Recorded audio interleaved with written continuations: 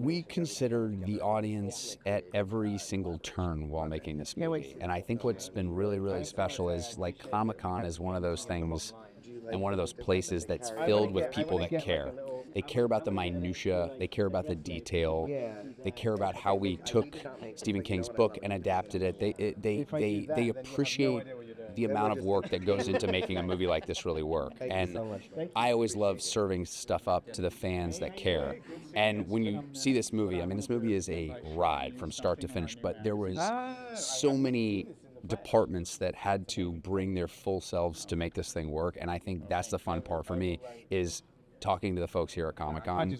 They care and they appreciate it. So I always love, it's like when the fans tune into those sort of things and really recognize the work and recognize, like, the amount of work, especially a guy like Edgar who really cares about this group in particular and how they feel and what they think, and to see what their reaction was in here, it was so special.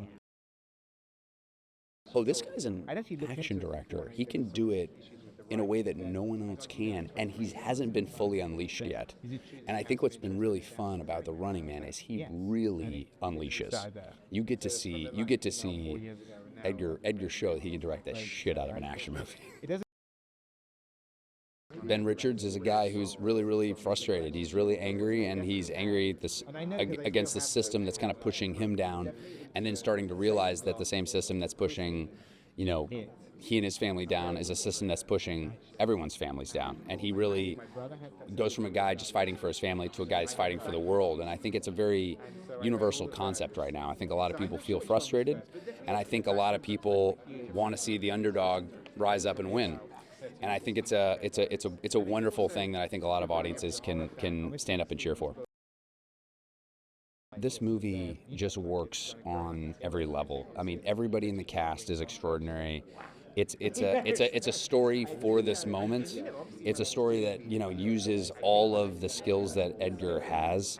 And it's a movie that challenges everybody that's in the movie. Everybody had to rise to the occasion. This is not an easy movie to pull off, and it's a movie I'm extremely proud of because it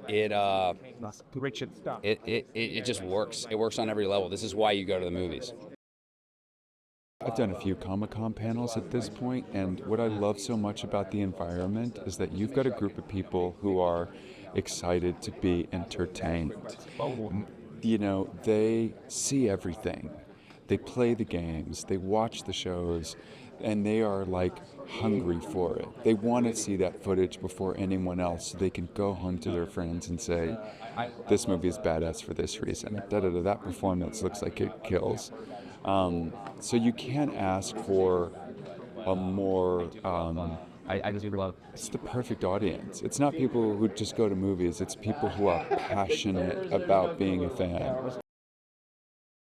I think the primary reason people are going to be excited about The Running Man is Edgar Wright, because every single one of his films has such a unique tone and such a singular sense of humor. And although this movie is fast and very violent and thrilling, there's like a pressure, a tension to the movie. It's funny. Yeah, I get to play McCone, which is, the way Edgar first described him to me was that he was this phantom, this executioner hunting after Richards, always on his heels.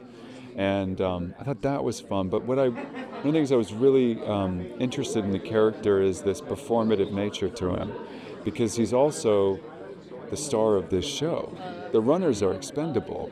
McCone is the one who gets to hunt them down and look in the camera. That's game. Show his gun, kill people in these spectacular, badass ways. I mean, I got to do some fun stuff on this movie. Hang out of a helicopter. I mean, it was awesome.